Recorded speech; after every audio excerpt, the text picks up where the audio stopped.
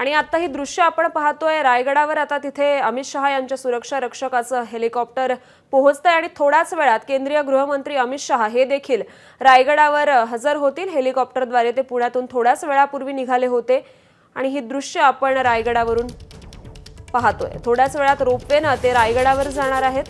गृहमंत्री अमित शहा हे आता रायगडमध्ये दाखल होतच आहेत। थोड्याच वेळात रोपवेने ते रायगडावर देखील जाणार आहेत।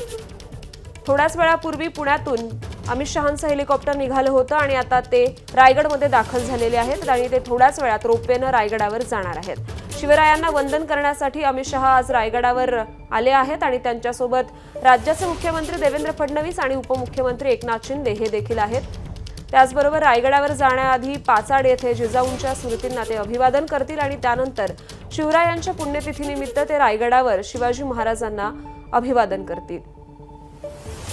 तर हे दृश्य आपण रायगडावरून बघतोय। आता केंद्रीय गृहमंत्री अमित शहा यांचं हेलिकॉप्टर रायगडात दाखल झालेलं आहे।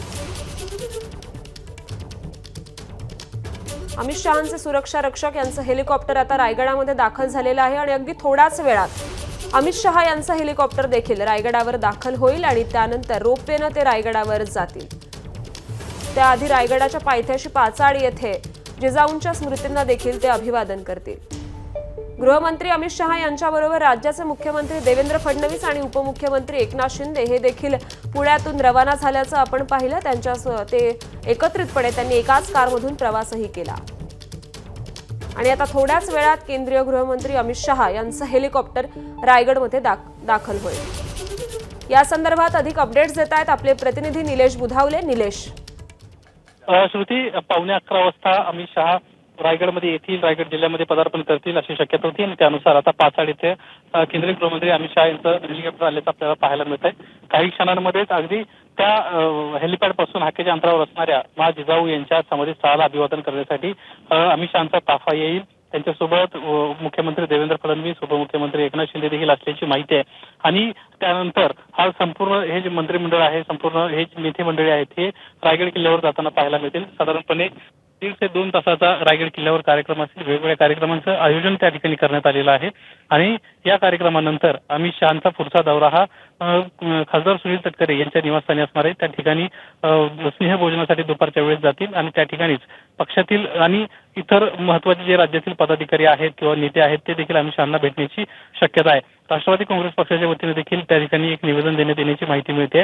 वप सुधारणा विधेयकासंदर्भामध्ये राष्ट्रवादी काँग्रेस पक्षाने एक निवेदन तयार केलं होतं आणि काही सूचना आपल्या पक्षाच्या वतीने अमित शहांपर्यंत पोहोचवायची इच्छा पक्षातील पदाधिकाऱ्यांनी व्यक्त केली होती। त्यानुसार खासदार सुनील तटकरे यांच्या मार्फत हे निवेदन जे आहे ते त्यांना पोहोचवताना आपल्याला आज पाहायला मिळेल।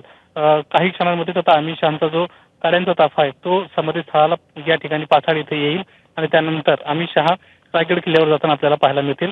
11:15ची वेळ पाचाड इथे, त्यानंतर साधारणपणे 11:15 वाजता रायगड किल्ल्याच्या दिशेने रवाना होतील।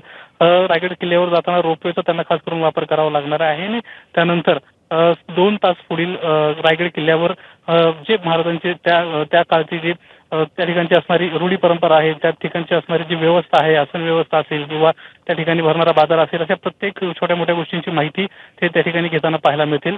रायगड संवर्धनासंदर्भात देखील मागच्या काही दिवसांपासून सातत्यानं बैठका राज्यात होत होत्या, तर रायगड संवर्धनासंदर्भामध्ये देखील गृहमंत्र्यांना अवगत करण्यात येईल। अशा पद्धतीने रायगडचा विकास केला जातोय। रायगडमध्ये आणखी कोणकोणत्या गोष्टींची अपेक्षा आहे, युनेस्कोमध्ये ज्यावेळेस रायगड किल्ल्याचं नाव येईल अशा पद्धतीची शक्यता होती, त्यासाठी प्रयत्न सुरू होते। त्यावेळेची परिस्थिती आणि आत्ताची काय आणखी गरजा त्या ठिकाणी आवश्यक आहेत या संदर्भातली चर्चा देखील या आजच्या दौऱ्याच्या निमित्तानं होताना आपल्याला पाहायला मिळणार आहे। श्रुती, हो निलेश, तुम्ही आमच्यासोबत असेच राहा, अपडेट जाणून घ्यायचेच आहेत। एबीपी माझा, उघडा डोळे बघा नीट।